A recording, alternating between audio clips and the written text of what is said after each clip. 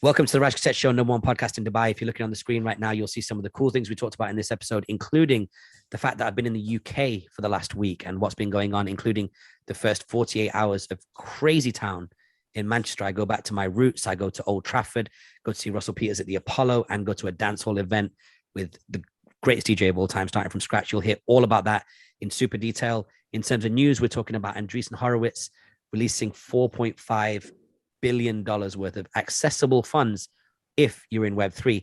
Instagram changing its layout and it's terrible. We'll talk about why.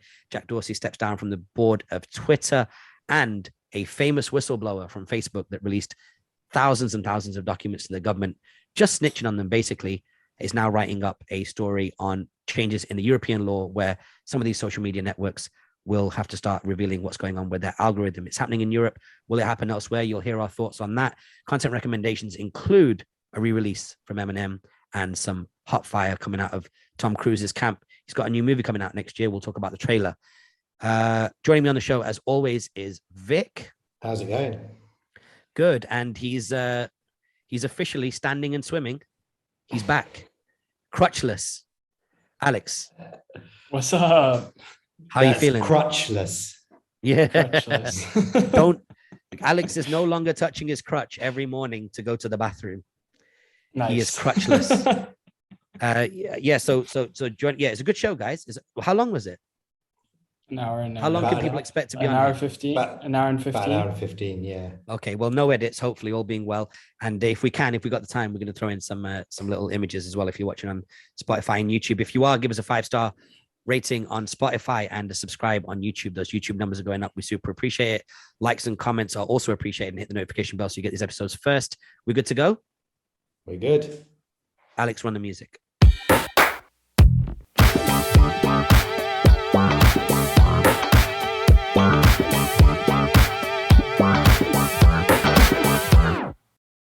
All right, across 2 continents, here we are, the first ever remote recording of the Raj Kotecha Show. I hope everyone's doing super well, who's listening in and is, or whoever's listening in, and Vic as well. And you know, we spent a little bit of time today trying to figure out the audio quality and the kind of back and forth and how we're going to do it. So if you're listening, I hope you can bear with us on this first one, because it is going to be the way that we're going to be recording for the next 2 or 3 episodes, because as mentioned, I am in London, England. I've been here for a week now in the United Kingdom, or just, approaching a week. And it's been quite an adventure. So we're going to probably start there but actually, let's start where we normally start. Let's start with out and about in Dubai and just see where the guys have been, because I've not been around for the last 7 days. Vic, where have you touched down in Dubai? Yeah, so what I've quickly realized is that if you're not in the country, Raj, I've pretty much got no social life. So I've actually not been anywhere in Dubai this week, but it's been good because I've exchanged the time that we're always out just to spend time at home with the family, obviously working and stuff, but it's been good to spend a bit more time with Shayla and Ine, and, actually have dinner at home on more than, one night a week. So yeah, it's been quite a chilled one, actually. It's been nice. Nice. What about you, Alex? How's the leg coming along? Leg's doing good. I went to the doctor in Abu Dhabi last weekend. All good news. Should be where I should be a month and 3 weeks after surgery. So that's good news. And then what else did I do in Abu Dhabi? I went to Emirates Palace with some friends. Oh, nice. So explain to folks what Emirates Palace is. Because I've never been in, but I know it's like one of the shining stars of Abu Dhabi. I think... Wait, which one is it? Is it Burj Al Arab that's a 7-star, or is it also Emirates Palace? Yes. Burj Al Arab is 7 stars. Is Emirates Palace also though? I have to assume so. I don't know, but I have to. Yeah. Okay. Well, either way, I would say one of the top 3 hotels in the UAE probably. It's really beautiful, and so I just went to the pool there for the day with some of my friends. Had a good time. It was nice. I hadn't been in the sun in ages, so it was nice. Yo, nice. Were you able to swim?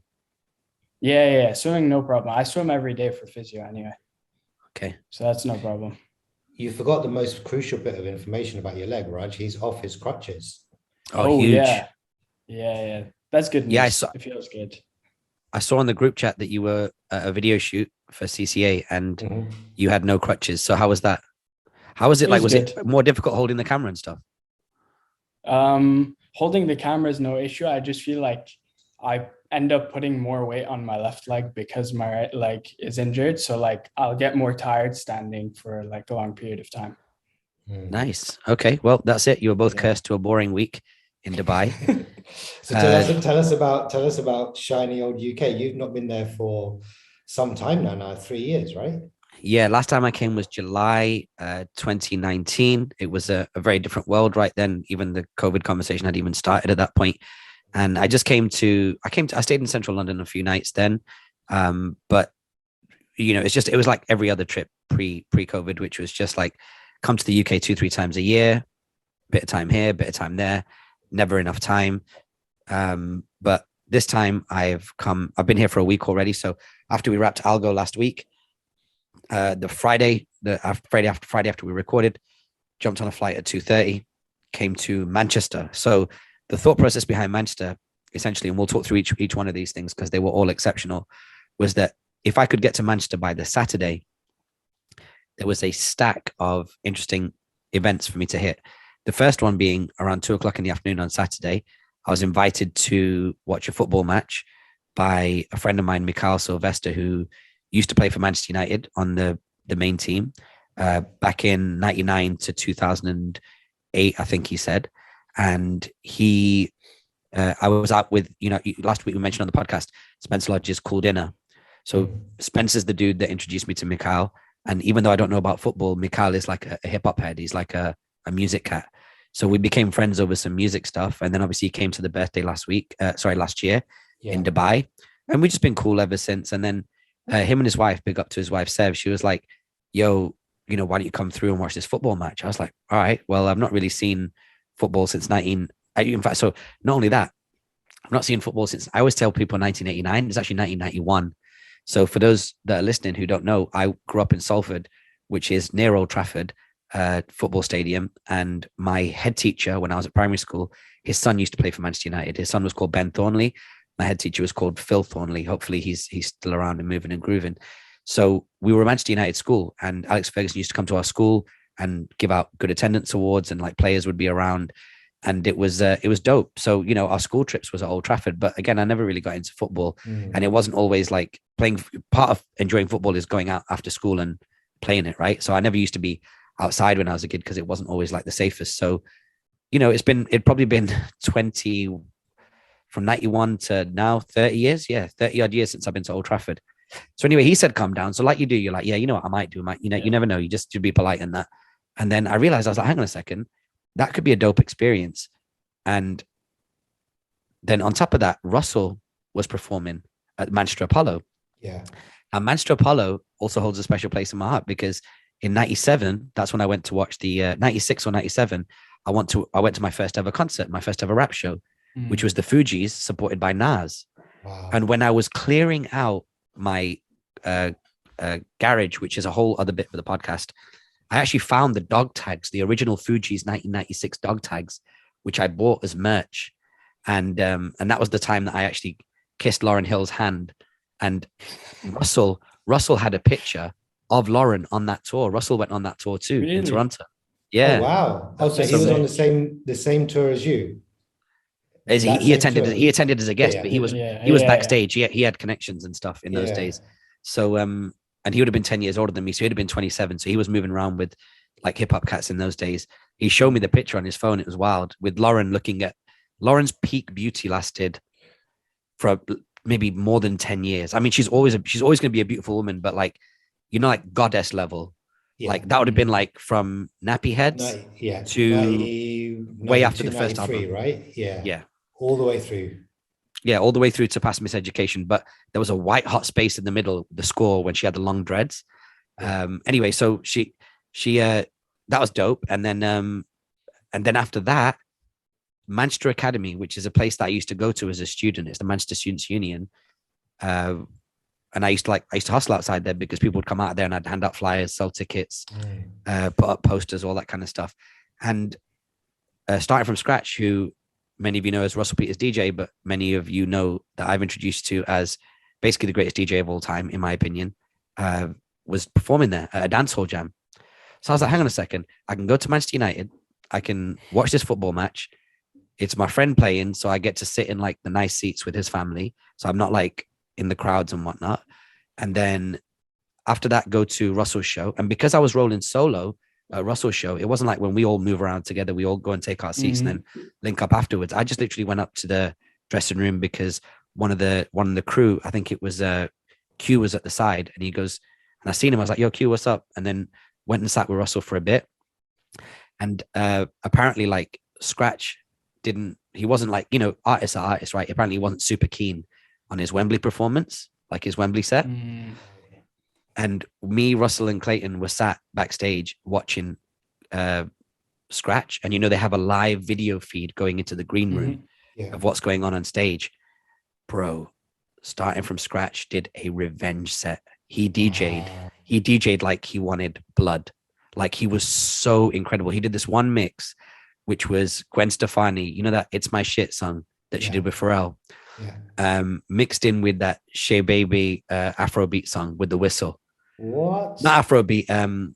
What do they call it? What's that sound coming out of Africa right now? Not Afrobeat. I don't know the name of the sound, but I know what you're talking about. I know the record. Yeah, we've got to get the genre right with DJs. It's I'm a Piano. That big I'm a Piano record. So I mean, he was just like starting from Scratch, was on a different level. And for 2 seconds, when I went there, Q was like, yo, you can go on the podium if you want. So I stood on the podium at the Apollo with Scratch. I stayed low to be respectful because I didn't want anybody else to see me there. But like, I took some video footage, and yo, bro, it's just incredible. Like, bro, he's the greatest of all time. Without a doubt.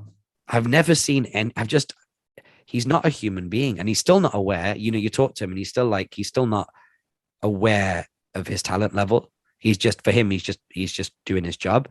But like, even at this dance hall, there was this dance. So check this out.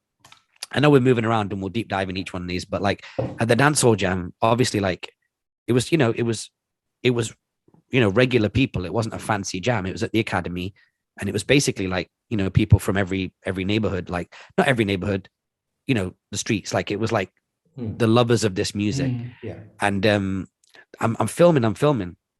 There's this one dude, and he looks at the camera whilst I'm filming, and he goes like this. So for those of you not watching the video, he starts cutting across his neck with his palm open, like cut it off.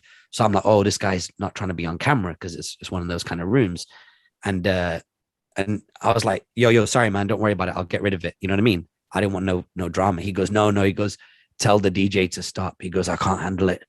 He goes, this is just too much. What? Yeah, he was just like, that's how good Scratch was. I mean, there was some stuff that he did. He played Debage and stuff like that, and that might have been a little bit too sophisticated for Manchester. But like, I mean, overall, he just murdered it. And plus, he had a dancehall DJ with him two dancehall DJs from Manchester, someone from Montreal and someone from Brooklyn. So it's like a international sound. Amazing. And then I went to the green room, and I was with the Manchester guys, and we just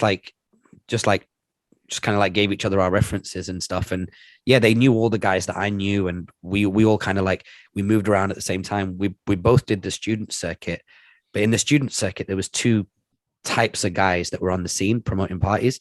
There was the students that came up with their own parties, and you needed to have like a certain amount of like balls to do that, or a certain amount of like, backing or protection. And then you had the street guys. So they were the street guys, and they did their own parties as well. And everybody loved music. It's just that they came from the pirate music scene.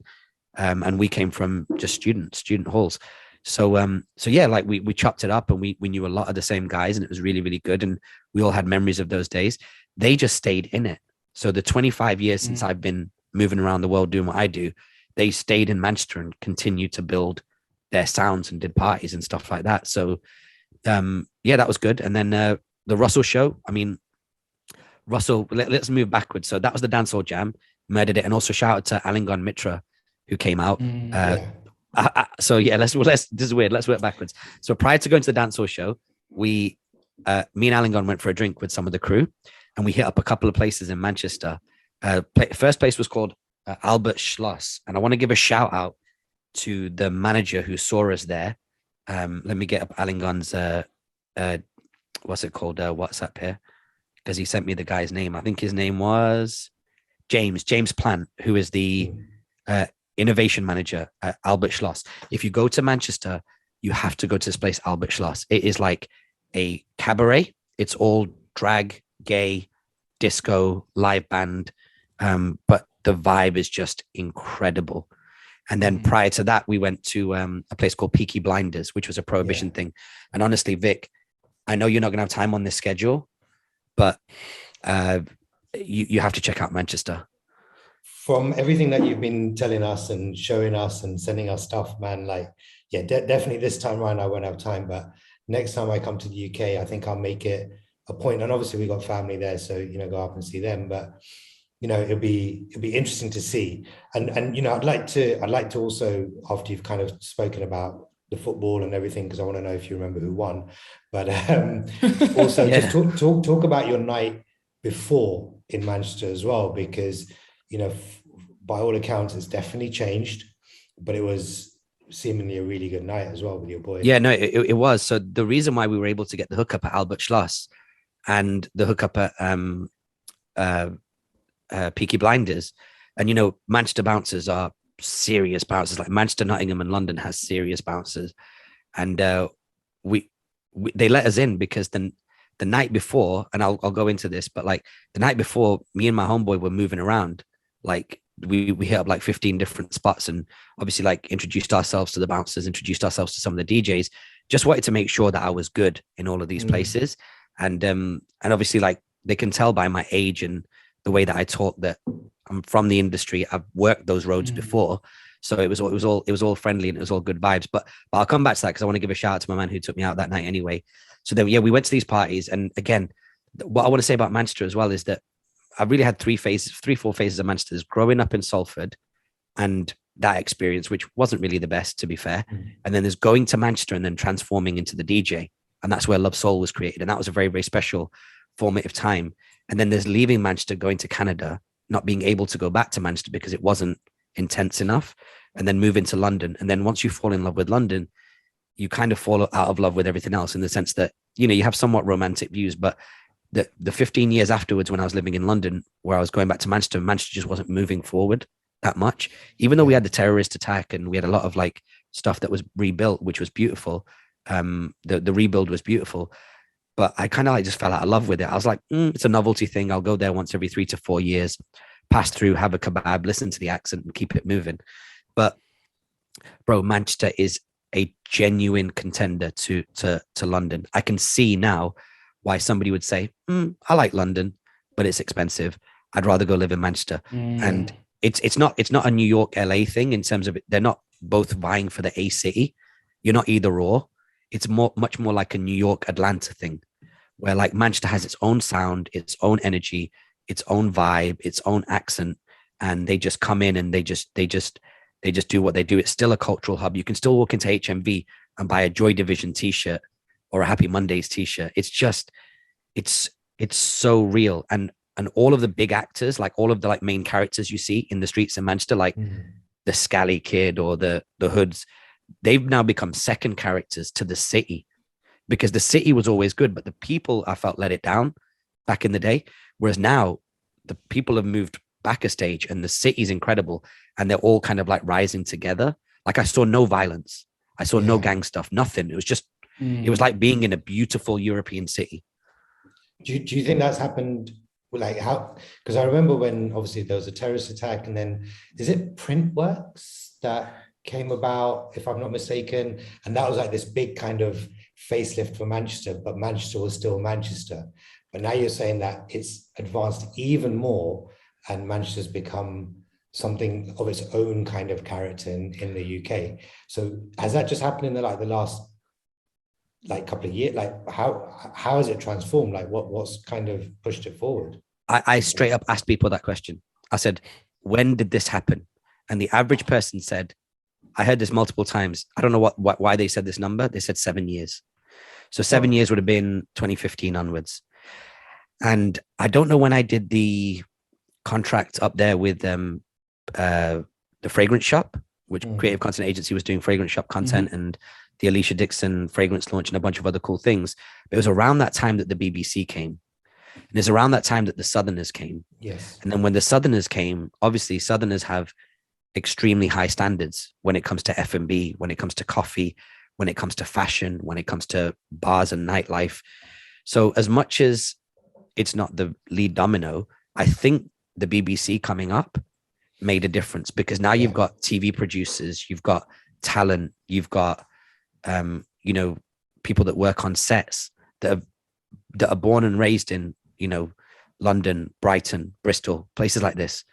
And they just came, and I feel like that contributed. But then I also feel like I've got to give props to like the people of Manchester as well. Like, we've always had ballers in Manchester, whether they play football or they're sports people, or whether they're street guys, or whether they're just entrepreneurs and business people. You know, there are traders in the north of Manchester that trade textiles, and they make millions and millions of dollars every year, but they just roll around super ghetto because the energy of Manchester is just ghetto. But all of the things has raised up. I mean, Manchester is, I would go as far as saying that, assuming the weather's good, I would probably visit Manchester on every single trip now. It is that incredible. The Northern Quarter, which used to be super grimy, where you go and buy like Wu-Tang hoodies and mixtapes and stuff like that. Like, I sent you guys some of the mixtapes I used to pick up in the Northern Quarter, in the Coliseum, like the sampler for Nas's album, the sampler for DITC album, the sampler for Eminem album. Like, it was grimy, and now it's like beautiful bars. And the area, Vikash, where Jay launched his restaurant. So for those who don't know, Vikash's older brother is a very popular chef in the city of London, and was covered in a Netflix show called £1 Million Menu. And his pop-up was in Manchester. That area is called Spitalfields, I think. Oh, like in London? Same as London? Then it's not Spitalfields. It might be called Springfields or I don't know, something. But it's just off of Deansgate, which Deansgate is one of the big streets that runs through the city. And it's just mind-blowing. Like, it's so good. As a city, it's so good. What are they playing in the clubs? Like, what kind of music is it? Is it kind of like, you know, up tempo? Is it all new like drill, trap? Is it Afro beats? Is it like a full combination of everything? Because Manchester's always had a good music scene. Yeah. Whether it be like homegrown locally or kind of international music. And it's also very culturally, it's got its own culture, you know, when it comes to music and fashion and food and everything. So have they adopted kind of a wider music like variety? Yeah, because the black music scene in general in the UK is a full scene. It's its own genre. Like, for the first time that I've seen, you could probably go to a club all night and hear UK music and not need to hear any like Brooklyn trap or whatever, not trap, drill music or anything like that. Because obviously there's a drill scene here as well. But you know, they played everything. They played across the board. Like, so just on that point, just moving backwards, you know, there's the football match. United lost 3-1, I think. And then. Sorry, is that why you're wearing the t-shirt now? Like, you're wearing? No, I don't know. Yeah, no. So I've actually, when we cleared out the garage, I found a Vodafone Manchester United t-shirt and a Sharp one from the 80s, which I have. That's sick. That's sick. Yeah. And I found the program of the football match that I went to in 91. Oh, nice. It's 80 pence. Yeah. So I texted it to Mikhail. I was like, look, this is the program from the last time I went to the stadium. And he Googled it because it's worth £8 now. So I could have 10x'd on that program. So then, yeah. So, so to just, wrapping up the Manchester United bit. So we went, and it was nice, and it was so good, like, to hang out with Mikhail and his friends and family. And then afterwards we went to this lunch, and all of I guess everybody was eating, do you know what I mean, with their family and their friends. And the Liverpool players were there. The Manchester United players were like very slick in like suits and stuff. And then the Liverpool players were in like athletic wear, like tracksuits with Liverpool written on. And you can tell who they are because they look healthy and rich. Yeah. You know what I mean? So like, they look like footballers. But what really topped that off was afterwards they were like, oh, we're leaving. So I said, all right, yeah, let's get out then. And we start walking, and we start going through every single back corridor, fire exit. It was real like Goodfellas moment. And then next thing you know, we come out of this like these kind of like stone steps. We walk down, and you look to the right, and there's this red archway, and you walk through the archway, and that's the fucking pitch. Oh, wow. So we came out of where it said home, and then opposite you, there's a door that says away, where the other cats come out. And then you both walk through this archway, and then you're on the football pitch. Man, this dude took us all on the football pitch. I went on the football pitch, made some videos, kicked the ball around a little bit. or probably just kicked it once, to be fair, aiming at the goal. There was 3 kids in the goal, so the ball didn't go in, but I have that video. I'd liked it if it had gone in, actually. I wish it could have got it in, but whatever, who cares? Could have tried again. Nah, but everybody wanted to do it, innit? And then some people were like literally kicking the ball and doing like real shit with it. I was like, fuck it, you do it, I'm not bothered. And then I just went and took some videos. But yeah, so that was a good laugh. And then, so big up to him. And then, Vic, to your point, the night before, so the reason why we kind of had the streets a little bit warmed up is because when I landed at the hotel, shout out to Motel 1 in Peter Square, amazing hotel. We went over there, and my man came pick me up, who was part of he goes back beyond even the original Love Soul crew. When I went to Manchester Met Business School, this is one of the first person I made friends with, Shez. And then as time went on, he started rapping, he started MCing, he hosted our parties. He was part of the Love Soul crew before I was part of the Love Soul crew, in the sense that it was my crew and I owned it, but he was one of the talents. So there's him, there's a guy called Merkage Dave, who's a very big artist now. So they were 2 of them, and another guy called Rob Fury, and then Curran, who Vic, and Rishi and Pankil and a few other cats, Nick. And it was just, we had this like crew that was really, really live. And so we've been friends since probably 98, and we've been through a lot together. We've seen a lot together. We had some great times together. And he came to the hotel, and then we linked up, started moving around, and we probably hit about a dozen bars that night on the Friday night before really setting it off on Saturday. And we went to Revolutions. We went to a couple of outlets in Deansgate Locks, which is these huge archways, Alex, under a train like an overground train. The archways are made out of brick, and they're so big that you can put full restaurants and bars with nightclubs inside. It's like mad. The comedy store's in there. The comedy store is effectively a mini theater. And so there's 5 or 6 outlets there. So we went to a few of them. Then we went up Deansgate, checked out a few of the outlets there. We didn't go all the way up to Printworks, where you said, Vic. Unfortunately, Printworks was one part of town that I didn't get a chance to get to. But it's a compliment to Manchester, because Manchester, you could smash it out in 2 nights normally. Now you can't, because there's so many popping neighborhoods in the city. It's not dissimilar to like a London or a New York, in the sense that, firstly, you decide what part of the city you're going to for that energy. And then in that part of the city, you got lots of stuff to do. Then we went to Gay Village, which used to just be a road. Now, if you look on Google Maps, the area is called Gay Village. And I think I've said this to you on a previous chat, but like Manchester's always been very liberal. Like, as you said, we're a rock and roll city, we're a house city, we're a soul city. Been very embracing of the gay scene. But now, before, it's like that part of town was gay, but now the whole of Manchester's gay. Like the whole of Manchester, like the gay thing is like integrated into every part of the city, which is cool, because it's like, everyone's just like able to just do their thing. It's not uncommon to go to a quote unquote non-gay themed bar and just see like a drag show, and the vibe that goes with it. People are stood on tables, raving, dancing, having a good time. So, and I guess even as a straight dude as well, it doesn't really matter, because the place is still full of chicks. You know what I mean? So it's like, it's still a vibe.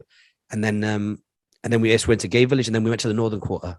So I want to give a massive shout out to Shez for like taking the time out to, spend 3-4 hours that night walking me places. Because also even the places where we did gigs, the names of some of the places have changed. The big iconic venues have, post COVID have changed and whatnot. So sometimes I don't know, is it a left here or a right here? When I used to be there every single day, like I would know, in those days, you could close my eyes and I'd be able to go from one neighborhood to another, one venue to another with my eyes closed. But now I didn't. So he definitely like helped make that whole thing a lot better. And it was just great to see him, man. And also I realized that I need to get in shape, because we're the same age and he is ripped and in shape. Yeah. And I was just like, but his stuff's quite inspiring as well. Like we'll link him up in the show notes, but his Instagram is OneApp TV, I believe, WANAP. Just go search for that on Instagram and support that channel. He's doing incredible stuff. So yeah. And his brother flew in as well from Toronto, good friend of mine. And I didn't get a chance to see him, but hopefully I'll get a chance to link him whilst I'm in Dubai. So that was Manchester, man. 48 hours in and out, and it was an absolute blessing, dude. Like Old Trafford, then watch Russell tear down the Apollo, then starting from scratch, tear down the Academy. You just, and it was expensive. Yeah. It was really expensive to fly here. Like what I paid for a one way is more than I'd pay for a return flight pre-COVID. Yeah. Really? But 100% worth it. Yeah, like my energy level is crazy. And then went to Leicester, cleaned out the garage, spent some time with my mom and dad. Found episodes of Vibe and The Source where like Left Eye passed away, Aaliyah passed away, the East Coast West Coast war with Biggie, the Biggie dying ones, Jay-Z having the covers of The Source, like loads of classic Vibe, Source, Hip Hop Connection. Found old Ice-T posters that I used to have on my wall. Found old De La Soul posters I used to have on my wall. Just unbelievable, man. And actually, I was texting you, Vic, this on, I think I might have texted you directly, like all the receipts for all the shit that I took, like about being in this game a long time and doing deals, like the actual receipt of when I paid MC Neat for the Little Bit of Luck PA and Monster Boy and Denzi, the contracts, who was paid, the phone numbers, the fax numbers used. Like I was looking at this, actually, to be honest with you, this is a moment of truth. I looked at all these things that I was doing in those days, and I actually felt to myself, like, considering how heavy I was in those days and how many things I was doing as a teenager and as a young kid, I was like, probably I should have been a bit further on in life by now. Like that was like, because that was like, I was like, I should probably be retired by now to be doing that level of work and continue to be working. But I guess that's where Creative Content Academy is going to fill the gap over the next 7 or 8 years. But yeah, man, it was a real trip. And then I've came down to London last night, staying at my boy Kish's house. Vic, you never guess where we went last night for dinner. Where'd you go? We pull up, yeah. He goes, yo, he's got one of his girls is in town and one of his guys is in town. And he goes, I want to take you to this place around the corner, this Italian joint. I was like, all right, yeah, it's all good. Because we were supposed to go to like some fancy neighborhood, right? And I was like, nah, it's all gravy. Let's just keep it local. Dude, let me show you where we went. Let me send this to the group chat.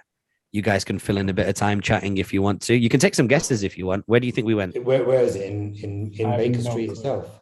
No, Alex won't know, poor guy. Yeah. Is it in Baker Street itself or like nearby? It is right off of Baker Street. Like Benny Hanna or someplace like that. Nope. I'm sending it to you now. Wait, how do I do this? You wouldn't be that gassed over going to Benny Hanna, so no, I met Boris Johnson there. Where? Really? Benny Hanna? Yeah, years ago. me and Vic went for me and Vinny went, my cousin went for that food that they have there, and saw Boris Johnson in the toilets. I was like, you're right. Yeah, that's so. I just sent it to the group chat. Oh wow, nice! I didn't know that was there. Yeah, it's right there. So do you want to explain then? Yeah, because I'm just like, yeah, it was. Yeah, so say the name again. Say the name of the restaurant. Right, I'm going to butcher it, but it is called L'Antiga Pizzeria de Michel. So for anyone that's in Dubai, anyone that's in Dubai will know it as one of the best pizzerias in the city that I claim it to be. We had a big debate about this a couple of weeks ago on the podcast, but there's one of these in Dubai, JBR, and I think there's one in City Walk as well. It's actually a Napoli pizzeria which has been franchised around the world. And I didn't know it was in Baker Street. How was it? Was it fine? Yeah, it was really good. Of course, they have different ingredients. There's like pork and stuff like that. So I didn't have that, but like it's a little bit more of a menu, and it's licensed as well. So you saw I just sent you an amazing bottle of Primitivo that we had last night. That was only like 30 or 40 pounds for the bottle, and which is insane. And it was great. We had a really good time. Shout out to a couple of cats that came out with us last night, Kieran and girl Amrita, who knows Ritesh she's a Cindy chick. She knows Ritesh and Ritesh Talani from Joy Gifts. Yeah, I'm not surprised. So we had a good old chat. Yeah, we had a good old chat. And then that's where we went last night, and then just kind of like came home, knocked out. And then this morning I went over to Hyde Park, which is like 2 blocks from where I'm staying. Yeah. I did a little jog, pulled up at Pret, grabbed a breakfast roll and some beetroot cold pressed juice and a coffee, and just chilling, man. Like I think 2 more weeks here is gonna have me like fully refreshed and in a different zone, because London's climbing back quick. not much in the way of masks and stuff outside, to be fair. So you got to kind of price that in a bit. I've heard everyone's telling me now that basically everywhere is maskless. I think hospitals and stuff, you still got to wear masks, but pretty much everywhere else is just open season. On the streets, it's, you know, one in 10, 1 in 15 people you'll see with a mask. Everybody else is just out here. But, you know, the numbers are going up. Yeah. Yeah. Really? So yeah, the numbers are going up. Like, even just anecdotally, like when I landed here, I couldn't go to my parents' house or my uncle and aunt's house. Yeah. Everybody had COVID. Uncle, aunt, baby cousin, mom and dad.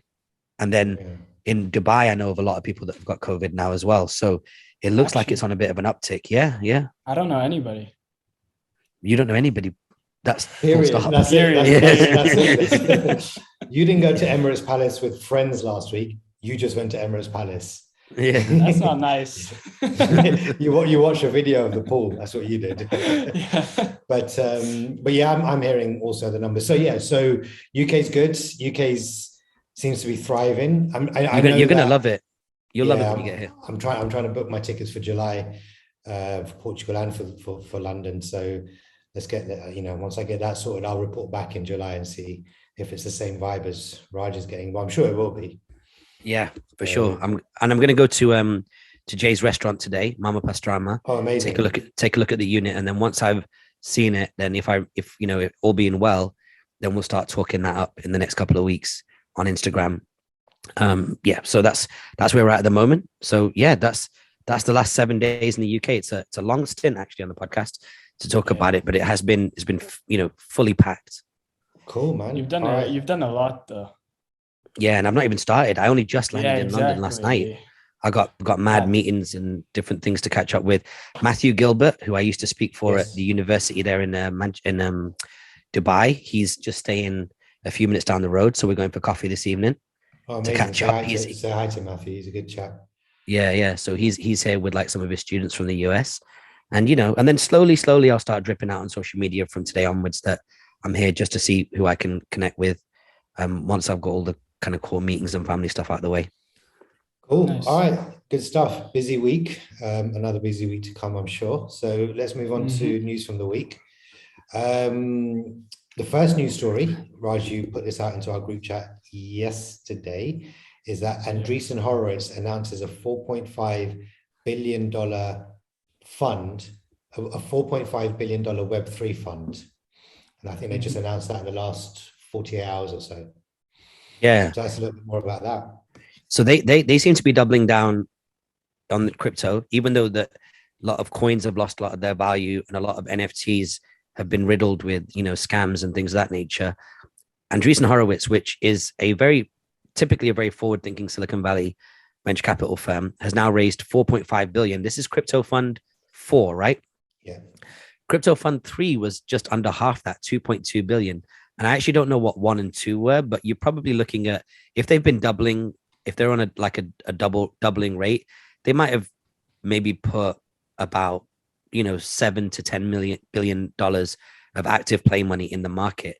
Yeah. But this is obviously their biggest fund at a time where retail investors and most people are being screwed and saying that it's a pretty bad thing. So, I mean, for me, I think it could be the beginning of a series of indicators that there is an eventual crypto uptick on the horizon, and it might not be a bad thing still to invest in things that appear stable. It's interesting, ironic now that a stable coin, which is normally pegged to a currency, really, when you think of stable now, it's the actual lack of fluctuation with Ethereum and Bitcoin that we would regard as stable now. So yeah, quite interesting. A quarter of this fund, if I remember from the article, because I've not read it since yesterday, is going towards seed. Yes. So you imagine about 1.1 billion plus change will be aimed at seed ticket sizes, which is small investments, and the rest might be late stage. But I really wanted to only share this point on it, which is that I think when you look at Web3, it's not the latest version of the web. It's not the newest version of the web. I feel like what we're now realizing is that Web3 is just a refurbishment. It's basically taking the toxic parts of the web out that can be corrupted, like data and centralized systems like Google and Facebook, and is now upgrading them to the blockchain where it can't be tampered with. So in many ways, it's like living in a house where you've had asbestos in the walls and the ceilings, and you take it out and you upgrade it for something that's not cancerous. Like Web 2 has loads of cancerous materials in its foundation because it was ultimately centralized. Whereas Web 3 is saying, okay, it's still the web, but we're going to take out all of this cancerous stuff and make it on the blockchain so that it can't be tampered with. And so we're not really going to see, I don't even think the retail world's going to see a lot more innovation until a lot of this stuff gets figured out. But what you've got to think about is Andreessen Horowitz will probably be trying to invest in things that most of us won't even notice in the short term. So if you imagine like the companies that would have invested originally in like BlackBerry, BlackBerry was a very, very secure technology. I forget the name of the company behind it, RIM. Yeah. So, the consumers didn't benefit from that until multiple years in, and then we all started rocking BlackBerries. But the question is, what deal flow does Andreessen Horowitz have access to? Infrastructural deal flow, or like, government systems. Like if somebody approaches Andreessen Horowitz and says, hey, listen, we've got a technology here that will allow you to put your driver's license on the blockchain globally. And you can pull up in any country and use this driver's license. And because it's on the blockchain, no country will have any issue with it. And the US government's prepared to back us, but we need some bridge financing of about $800 million. Good. Andreessen Horowitz can do that. We've seen that happen with SpaceX, and we've seen all the contracts that SpaceX has got. We've seen that happen with Palantir Technologies and Snowflake and stuff where they're well funded and all the big funds are inside them, but they're not necessarily things, we don't go to the store today and go buy like a voucher for Snowflake or a voucher for Palantir. It's not like Amazon. Do you know what I mean? So it's like, so I think they see things and they hear things that we don't see and hear. And overall, it's going to be very, very good for the industry. And you combine that with the fact that, looking at our friend Gary V's Instagram the last weekend, he's just had a very, very successful conference when it comes to VCon. A lot of people were like, this VCon was like a one-of-one event. Like it was a singular moment in time. And we were talking about going, right? And we had tickets and stuff like that. But you can't be everywhere at once, unfortunately. But looking at it, it looked like it was really, really special. I think VCon was the first ever like major NFT ticketed conference. Because you only sorry, NFT ticket is in like the ticket is the NFT. Yeah. I think it was the first major conference like that. It's big. Yeah, I think it's interesting though, because when you're talking about Andreessen Horowitz putting so much money into Web3, relatively speaking, and looking at it as kind of infrastructural investment, when the last, let's call it 18 months, 12 months, whatever it is, there's been this huge adoption from kind of retail investors, but it's not that mass. It just seems like it is. There's a small group of people investing in NFTs and crypto and, whatever it might be. And I think in order for it to really have mass adoption, like really mass adoption, it's almost like the general public won't see it coming. They can't see it coming. It's just got to creep into their daily lives slowly and slowly and slowly and slowly. So if there is a driver's license that can be put on the blockchain, and me or anyone like me that's just a general population person goes, all right, well, all I have to do is put in some details here and pay, £5 or, 20 dirhams or whatever it is, and it's done, and I can go anywhere in the world and my driver's license is valid. Cool. They may not know that that's what's happening and how it's happening, but slowly, all of these little things will start happening. And then people will be like, oh, wait a minute, now I'm starting to get it because it's happening in their real life. Things like NFTs is so it's so difficult to understand. It's so like conceptual to most people that are like, why is a picture of an ape so valuable when it has nothing behind it? Like, I can't do anything with it. People don't get it. And I get that. So when it starts affecting their daily lives in a positive way, inch by inch, that's where we're going to see it. And that's going to take a long time, through regulation, through policy, through procedures, through big industry. It's going to take some time, but it's going to take institutional investors to do the legwork for everyone else. Yeah. And also as well with people losing money on this, it's kind of, Jay-Z had a lyric on there, neck and wrist with Pusha T. He was like, you spend real money on fake watches. And it's like, the weird thing about the crypto world is you can understand why people are mad, because people spent real fiat money, currency, to buy cryptocurrencies. The cryptocurrencies, they have no control over the price. When they go down, even if you withdraw and convert back to fiat, you get less than you put in. You know, if you got really caught on the down cycle of this. So it's almost like you going to a street hustler who's doing three card thing, or the ball inside the, or like you put the ping pong ball inside the red cups, and you're betting, you're winning. Then he goes, oh, sorry, the police are coming, I've got to go. And he just runs off. And it's like, well, he's right to run off because you don't want to get in trouble for betting, and he doesn't want to get in trouble for doing that. So it's right that he goes, but you did lose a lot of money along the way. So here we are investing real money into crypto. Then something happens, the market crashes, or, you know, now there's regulatory pressure happening. The company kind of has to, the crypto in a macro has to lower its value. And we're like, yeah, but we were playing. Do you know what I mean? So it's you can understand why people feel like frustrated by it, because you had no control of it. And if you really listen between the lines, when people are saying, I put $500 in and now it's gone up to $1,300, you know what's interesting about that?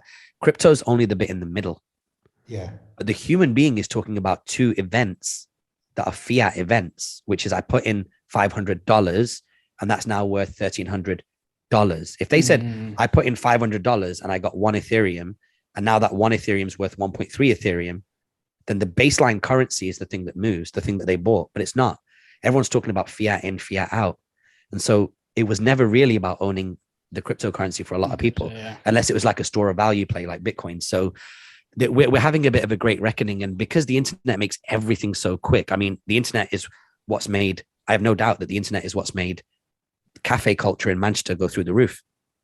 Is because people on the internet in Manchester look at London, Melbourne, San Francisco and go, wow, look what you can do with a coffee shop, and then bring it here. It's the same way that it's done it with crypto. It's just the internet is a lubricant for culture, and it makes stuff happen so quickly that, you know, it's we're just seeing these things play out. That if crypto happened 20 years ago, it might have taken 15 years to go through this cycle. It's happened in 4. Yeah, but then also the fear right now is going to have your retail investor reticent to, you know, invest or even explore even further, because they're worried about the value of their currency going down. They're worried about a potential recession on the horizon. They're worried about gas prices going up. They're worried about their bills being up by 30, 40, 50%, depending on where you are in the world. They're worried about food prices going up. You know, there's all of these different things, like real world problems. So they're now like, how is anyone supposed to really be thinking about, okay, well, I can take $500, invest it and hope that it kind of raises, when really it's not at the moment. So they've got to put their energy somewhere else in terms of like clamping down and going, right, how are we going to make ourselves get through this next quarter, 2 quarters, 3 quarters, or whatever, however long it's going to take. They've got to really think about that. And that's where these institutional funds that are doing it are going to help prop up and, you know, take forward Web3. We're not going to be able to do that as retail investors, not on a mass level. Yeah. And you know, it's interesting as well about the next couple of quarters. I was in a train station yesterday and I bought a raspberry blueberry sparkling water for £2, which is like 10 dirhams. London's changed you. Yeah, no, Dubai changed me for sure. So I bought this thing. I bought this sparkling water and I bought like 250 ml and I bought a packet of crisps. It was £3.50 in total, which is about 18 dirhams for a drink and a packet of crisps. And then I said to the guy, I said, like, yo, this is crazy money. He goes, I know, like, it's basically gone up by like double the prices of this kind of stuff. And I was like, okay, interesting. I said, so what's happening with that? He goes, we're not even at the worst of it yet. He goes, people at the moment are choosing between like paying one of their bills or buying food in the UK. And he said, people are really, really hurt. And even Shez told me this on Friday night. He was like, normal people that do not have access to some of the opportunities that we have are really, really struggling in the real world. But then the guy said something in the train station that really sent chills through my spine. He was like, wait till winter. He goes, when winter comes, when you really need to start cranking up the heat, like literally, no pun intended, like you literally need to have your you literally need to have your radiator on for 4 months. Those bills, he goes, people are not going to be, and then people are going to, you know, people are going to be hitting the streets, because that's going to become a dangerous time. Do you know what I mean? You can't make someone choose between a warm house and a warm plate of food. And you shouldn't. You shouldn't anywhere in the world, but in a place that's got infinite resources, this is the last place that should be doing it. So yeah, I think it's really opened my eyes to a lot of stuff that you don't necessarily see when you're in Dubai, just chilling all the time. You know what I mean? Like pressing a button and seeing your favorite pasta show up 25 minutes later. Yeah. So let's keep an eye on it. Yeah, literally. Let's keep an eye on it and see, you know, what happens with this fund, and also if there's more funds that enter the market at, you know, a reasonable number to be newsworthy, you know. Yeah. Cool. So moving on, there's a new IG layout now in Dubai, or at least me and Alex haven't been able to get that update yet. But Raj, you've had that update, and I think probably because you're in the UK, you might have been able to get earlier access to it. So tell us about the new IG layout. Yeah. So the new IG layout is horrible, to be honest. So basically, the old IG layout, if you can imagine, was you scroll.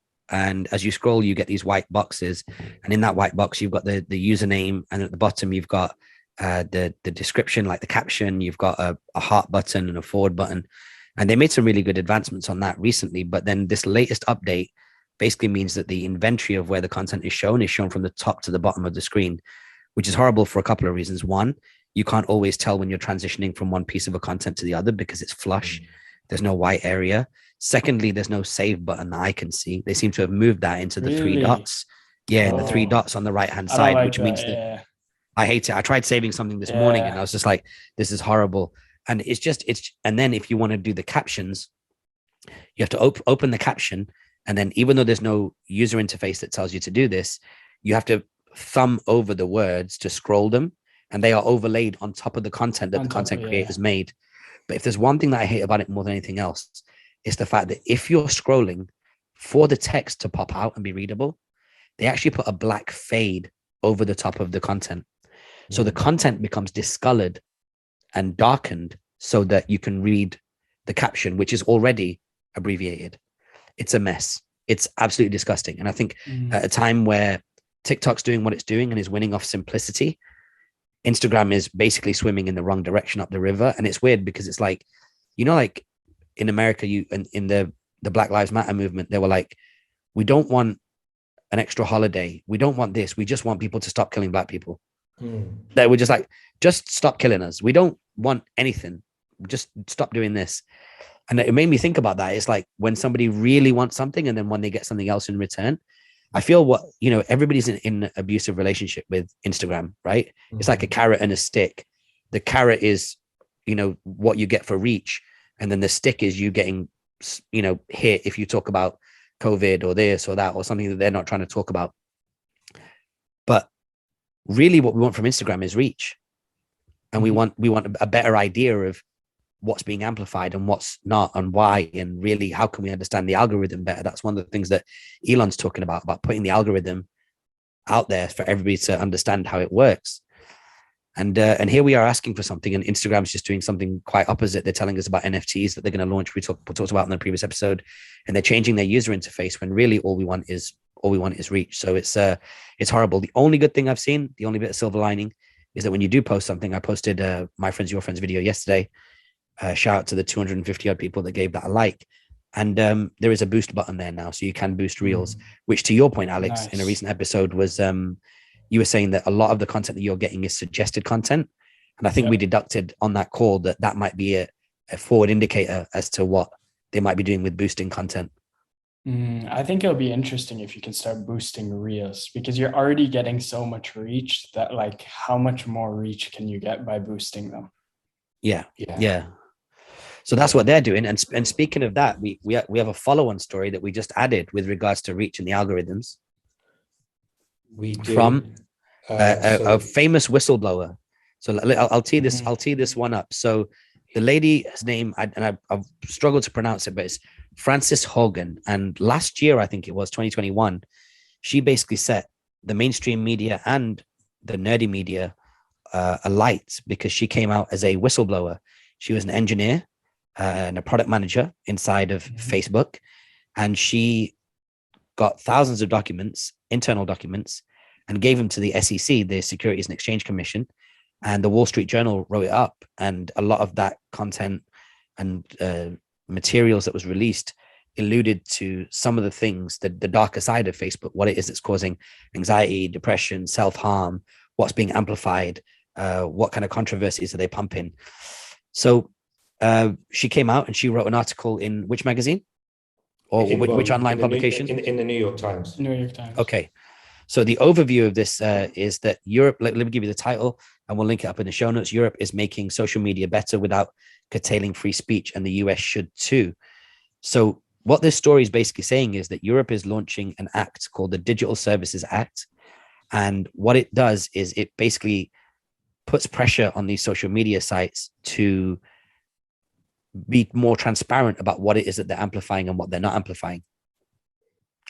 So this could be, let's have a look. It says, it is a broad and comprehensive set of rules and standards, not unlike food safety standards. But what's remarkable about it is it focuses on oversight of the design and implementation of the systems, i.e. how the algorithms behave, rather than determining what is good or bad speech. So free speech can still reign on these platforms, but what they're going to tell you is, hey, listen, we're pumping up this content. We're pumping up all these cat videos because we know you like cat videos. Now, if all that happened on social media is that people that liked cat videos got more cat videos, then we'd be living in a great place. But obviously people have all sorts of negative and positive preferences, which Facebook is incentivized to put in front of them through Instagram and Facebook, which then can lead to real world behaviors, many of which are negative and many of which are irreversible. So the Digital Service Act actually is what also has some specifics around it, where it's kind of, they want more transparency about like particularly like products and things as well. So online marketplaces, so, you know, the removal of illegal products and services from online marketplaces, targeting, you know, content targeting victims of cyber violence, dark patterns, you know, there's a whole bunch of like kind of categories here, transparency and profiling, search engines are being targeted. So there's a lot of like specifics around what they want transparency on. Now, how they balance that versus kind of not impinging on free speech, I don't know the kind of technicalities around that, but I think this is a really big step forward on social platforms for people to be able to be like, all right, well, part of the problem will be addressed, part of the problem, particularly for like young people, you know, when they're thinking about what they're buying, or are they victims of cyber violence or cyberbullying or whatever it might be. Yeah, what they're still saying is we have an open door policy when it comes to free speech. You can still say what you want, but, and of course, if it passes a certain boundary, it can still be taken down, which as it should. But what they're ultimately saying is, if we want to manipulate you, if we want to ultimately manipulate your thoughts by sending you down a rabbit hole or what they call an echo chamber, then we have to be transparent about the fact that we're doing that. So it's, in a way, it's like Francis talks about in the article, which is that it's got really nothing to do with free speech. It's just got to do with how they leverage all the data. Because when they leverage the data, they do it for two things, right? They do it for they ultimately do it under the macro of your attention. But is the attention for commerce or is the attention for engagement? So when they use their algorithms, if they're trying to manipulate your attention for commerce, it's because they want to serve the right ads to you. And if they want to manipulate your attention for engagement, it's because they want to put the right content in front of you. So they're doing it for one of two ways: either stay on the platform, time on site, or if you're going to leave the platform, leave because you clicked on one of our advertisers and we get to see, you know, we as Facebook get to get a piece of that action. So in essence, they've got this algorithm. And I think what we're going to start seeing, because even like Elon literally was like, yo, let's put the Twitter algorithm on GitHub. GitHub is where anybody can criticize it and look at it. So yeah, I think we do need to now. I think what we need to now start doing is we now need to start seeing, okay, we need to start educating the public as to what is an algorithm and how does it affect you? Because it does have the ability to manipulate human beings at a subconscious level. It's extremely powerful. And I think if a lot more people knew what an algorithm was and how it was impacting them, I think they'd have a lot more to say about it. Do you know what I mean? Because not a lot of people can ignore the idea of them being controlled without them knowing. How do you think it'll impact how do you think it'll impact the reach that people have that are not doing anything nefarious or anything, you know, that might be seen as kind of negative, or, whatever it might be. Do you think there'll be an impact on that? Do you think these platforms will start changing their algorithm and it might affect your average person trying to add value or do good? No.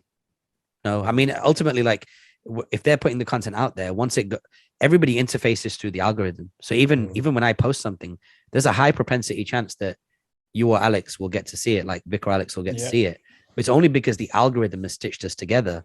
If I put out a piece of content and you don't see it, it's because the algorithm said for you to not see it, because neither of us, when it comes to each other's accounts, wake up in the morning and check each other's accounts. We just kind of know that if Vic's posted something, Instagram will do its job. So the algorithm is the utility. The algorithm is the concierge that brings you what it thinks that you need from an informational perspective on that platform. But if that concierge is getting backhanders from Tesla or Cadbury's, or do you know what I mean? Then all we're saying here is we need to know what it is that's influencing the concierge that brings us the information. By the way, that's why I keep saying I'm a fucking genius, because these analogies come to me when I'm like spitballing. An algorithm is essentially the concierge of the platform. Yeah. When you walk back into the hotel, which is when you open the app, it says, "Oh, hey, Mr. Kotecha, just to let you know your shoes have arrived. And, we saw on your profile when you checked in that you like white chocolates and we've had them flown in for you." That's it. But when it starts saying, "Oh, but by the way, as well, we put like a gas in your room that you can't smell that's going to make you lightheaded," you're like, well, fuck, I didn't know that. You shouldn't be doing that. Do you know what I mean? I have no control over it. So it's got one of those kind of things. So it's like, that's the vibe. That's genius, bro. The algorithm is a concierge. Wow. I'm going to be let's grinning the whole day now based on thinking about that. He's not going to leave the house now. So let's see what happens. I mean, I think this is obviously a huge step forward. How it actually gets realized and how the social platforms either try and fight it or fall in line. We don't know how that's going to happen. It remains to be seen, but this is a huge step forward. Now one thing to note is just in Europe, it's a European Digital Services Act. The European Commission has passed or come to a consensus on. It's yet to happen in other major markets, namely America. So now and the UK. And the UK, well, right, of course. This is the thought I had. This is Europe, because UK is not in Europe now. I don't know how. Hopefully, then these two major markets can kind of go, okay, well, if Europe are doing it, then we need to be doing it as well. Now, I'm not sure that they'll follow suit that quickly, and if they do, they might do it in stages or differently, because they want to protect their own, capitalist ideas. Let's see. Yeah, let's see. Worth keeping an eye on. Go check that article out. It's a very short read. Great article. Cool. Last one on our news from the week is just a quick story about Jack Dorsey stepping down from the Twitter board. When he stepped down as CEO, this was on Wednesday, I think it was announced. So when he stepped down as CEO, his term was coming to an end in 2022 anyway. So I think it's just a point to note that admin that he's now stepped down and he's officially kind of out of Twitter. He's probably still got a very small shareholding, but as far as any kind of voting rights or decision making or any kind of influence, that's basically gone now. It's just a point to note. But at the end of the day, for the last couple of years, he's not really been involved much in Twitter either, since he was involved in Square, which is now Block, right? Yeah. So, Scott Galloway phrased it in a good way. It's like he's basically a dad that's going between two families. And it was clear that the fintech opportunity and the crypto opportunity was where a lot of his attention was. If you just look at the value that was created inside Block and the amount of innovation that was happening inside Block, it's clear that that's the family that he wanted to spend most time with. Yeah. And what I didn't know, and I'm glad that you picked up on it, is that he has a time where he was anchored. I didn't know that. I thought he could have left any time and just left of his own free will. And so leaving after your vesting period is not uncommon. Not a vesting period. That's like a post-acquisition, like shares thing. But leaving after your obligation period is not uncommon. And so it looks like he's timed it right on time. Clearly, this is something that he was thinking about. The only point of confusion at the moment is with the Elon bid, on its roller coaster ride that it is at the moment, you'd think that he'd want to be he'd want to remain on that board. But now we've not heard much from the Elon news cycle when it comes to the acquisition of Twitter in the last week. So we don't necessarily know how that's going to play out. But I will say this to that point, right? To all the people that were talking about, Jack is an interesting lens to look at the Elon deal through, because Jack was highly criticized for his lack of focus between the two companies, and God knows what else he's got going on in the world. Whereas Elon's quite the opposite. Elon is actually able to sit at the top of a bunch of very interesting companies, not least Tesla, the boring company, SpaceX, and God knows whatever else.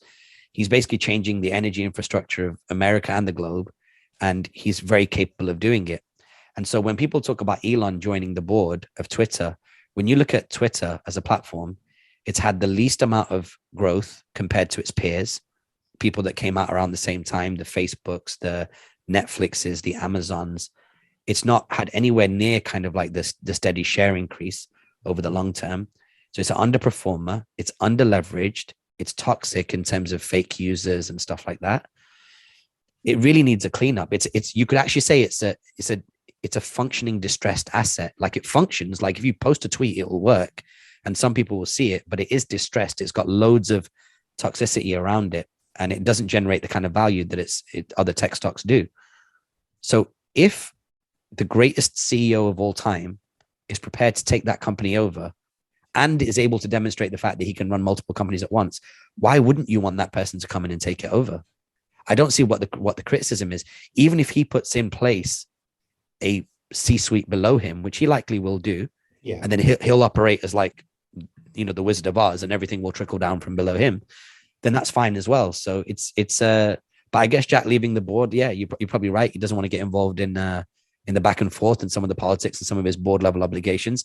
He might still hold on to his couple of percent that he has, which is still a good amount to have, and just roll with it. And maybe we'll see. And I was gonna say maybe we'll see more innovation coming out of Block and other things, but the reality is probably not. Like, him leaving the board, like you said, is probably just an admin point. I think that's a very good framing of it. It's because his mind's going to be where his mind's going to be. He's a multi-billionaire. No one can tell him anything anyway. Yeah, he's not. I don't think he's too bothered. I just don't think he's bothered about it, and he'll just put his attention where it needs to be put, or wherever his kind of mind wanders, really. So, yeah. And maybe cool. if Elon does take over and put a new board together, you might see him show back up. It might come back. Yeah. You never know. Cool. All right. Well, that's news from the week. It's quite actually some really interesting stuff that has come out from the news this week. Let's move on to some content recommendations. Alex, do you want to start with a trailer that you've recently seen? Yes. I think 3 days ago, Mission Impossible 7 came out. It's called Dead Reckoning. Yeah. Looks like a quality movie. It comes out in 2023. Yeah, I'm excited for it. It'll be good. Tom Cruise in that trailer looks basically like he's 21. I mean, he basically doesn't age. That Mission Impossible, he doesn't, right? That Mission Impossible trailer to me is like every single Mission Impossible trailer just upgraded every single time. It's the same format and everything, but it gets you so hyped, so excited. Yeah. I think, it's funny, I was thinking about this, Raj, Alex, we were talking about Drake and franchises and stuff a couple of weeks ago. And one franchise that completely slipped out of my mind was Mission Impossible, when I was saying I didn't even think no about franchises. Obviously, it's not a new franchise, but this is one of those ones that has been able to stand the test of time, like the Fast and Furious franchise. But it looks good, hey? It really does look good. Yeah. Raj, you haven't seen it, right? I haven't seen it, and I didn't see it yesterday because I thought that the movie was coming out like in the next couple of weeks. So if I can go into the movie blind, like no trailer, then that'd be amazing, because I managed to pull that off for the Batman, and I managed to pull that off for, once every couple of years, I managed to walk into a movie that ends up being brilliant, and I don't even see the trailer. So I really get to, like, my first experience of the characters and the storyline is all at the time, in real time. So I avoided it. But if it's coming out next year, here's the good thing about me is I'll watch it, totally forget it, and then go and watch it in 2023, and then I'll just enjoy it then. So that's definitely on my to-do list. I'll plug that in at some point. Cool. And then Eminem's 4th studio album, and a 3rd if you really don't care about the first album, which was called Infinite, right? his fourth studio album, which is called The Eminem Show, celebrated its 20th anniversary of release on the 26th of May, which was yesterday, actually.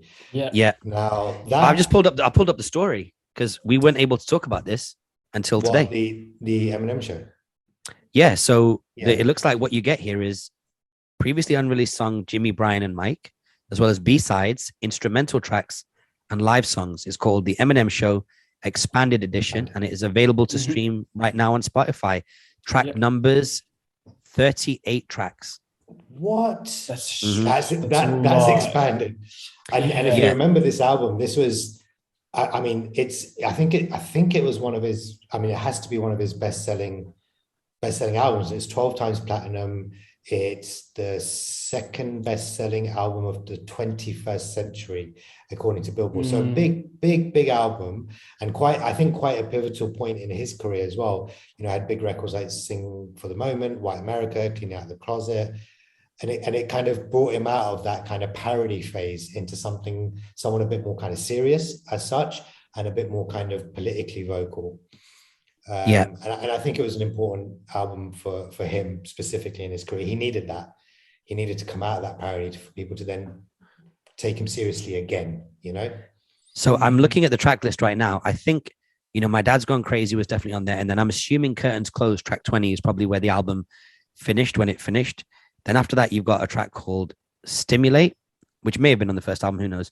But Stimulate, then you've got the Conspiracy Freestyle, Bump Heads, then the one that was listed in the article on Pitchfork, Jimmy, Brian, and Mike. Now, here's some of the extra bits they've thrown in.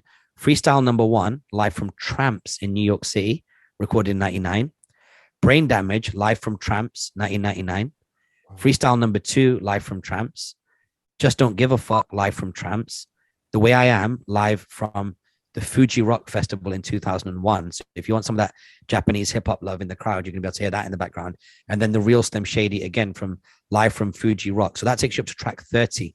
Then tracks 31 to 38, so 8 records, are all instrumentals, including Business, Cleaning Out My Closet, Square Dance, Without Me, Sing for the Moment, Superman. Superman's going to be such a dope instrumental. Say What You Say, and then Till I Collapse, which is an incredible song. So there's at least 3 or 4 standout instrumentals. Definitely worth a stream. Good. And if you can get it, good for the DJs as well, because those instrumentals are hard, like really hard. Yeah, although I think that's probably the reason as well why we've seen M, pulling up on SNL and doing skits with Pete Davidson and stuff like that. Because I was wondering, this guy's showing up a fair bit considering he's not in Promo Cycle. Turns out he was. Mm-hmm. Yeah, and also the SNL thing. I think Pete Davidson has left now. So I think he did his last episode last week, if I'm not mistaken, and then pulled up on that because Pete Davidson does the character as well, the Eminem character and all that. So he just came and did a little skit, part of the skit, and then bounced. Somebody, Pete Davidson woke up to a debit card next to his bed saying, "Quit your job." And he's now got a joint account. He doesn't need to work anymore. So the debit card doesn't have his name on it, but exactly. So he's chilling. So so that's good. So good content recommendation on my side. Did I have any? No, you didn't have any, but I do want to something that's come out this morning. It's not a happy thing, but I want to just make a note of Ray Liotta passing, who is an actor, if everyone knows him from Goodfellas, which is one of my favorite films of all time. And unfortunately he passed away. I don't know how or why, but give it a quick Google, see how he passed away. No, I looked this morning, but I haven't no checked information since this morning. Oh, no information. I haven't checked since this morning, so I don't actually know. But I think he was 67 years old. He's been in a gang of movies, a bunch of movies, and he always plays that kind of scary, evil looking character. He's played a couple of comedy roles, but for me the standout is always going to be Henry Hill in Goodfellas, one of my favorite movies of all time, if not my favorite. Yeah, that came out in 1990, and it's a really challenging film because there's some parts in there, especially the scene where he's laughing and you look at his face and you can see that he's really forcing the laughter because his character has to force the laughter. Yeah. So it's really I don't want to say ugly and awkward, but it's like there's something. I'll always remember him laughing in that scene with Joe Pesci and being like, is that the actor playing the character laughing, or is that the character playing another character trying to laugh? It's so complex, and the way he did that is incredible. It also says as well here that last year he starred in the Sopranos prequel film The Many Saints of Newark, having turned down a role in the original series.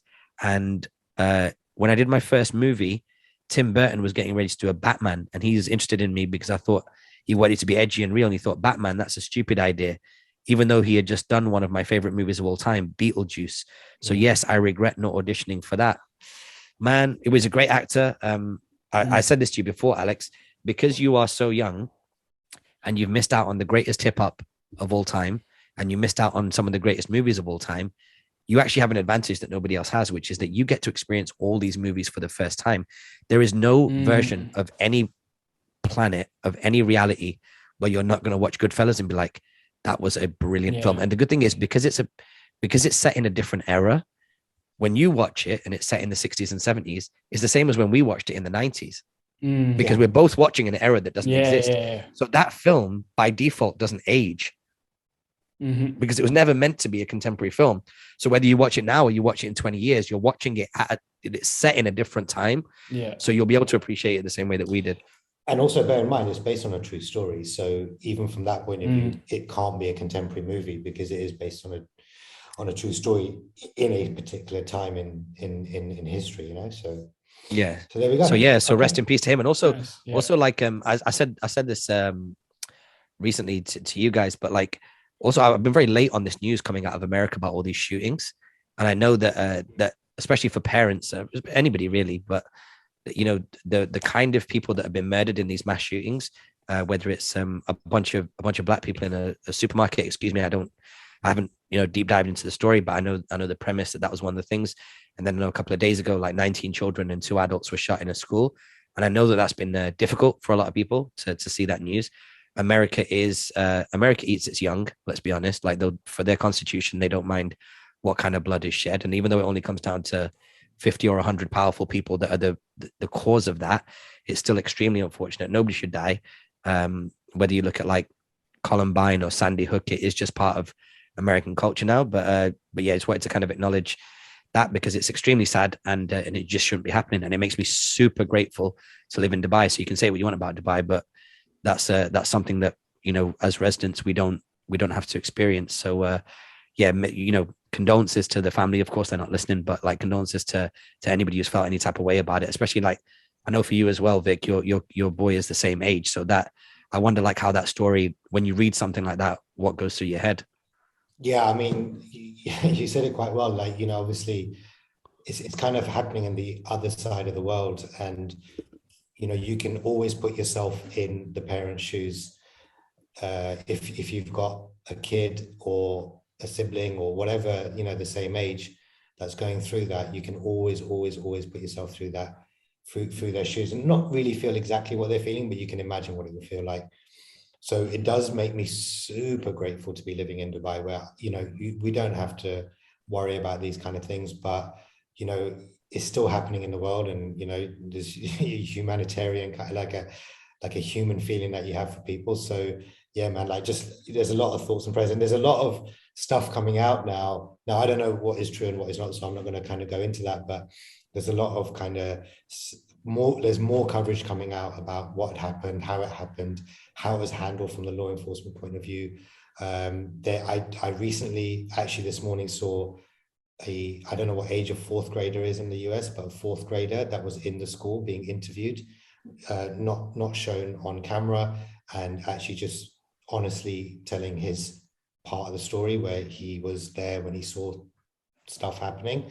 And I'm like, man, if it was my son on the other side that was a victim or was a witness and had to tell the story, how would that, and that just makes me feel sick to my stomach, like really. Yeah, it's true, like the ripple effect, right? Like when you say like, you could actually, you made an interesting point. It's like whether your child was the victim or a witness who, you know, will leave with trauma, they're actually both victims.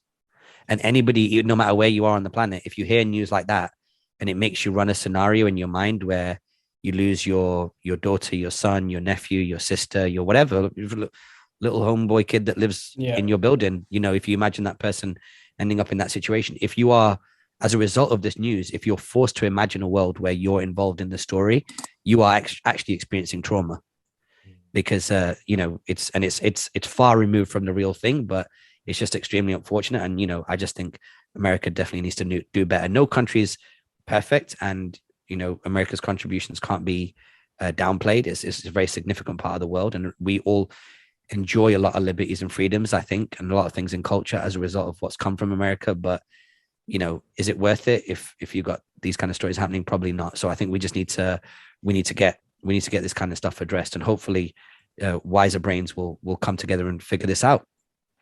All right, let's end up with some shout outs.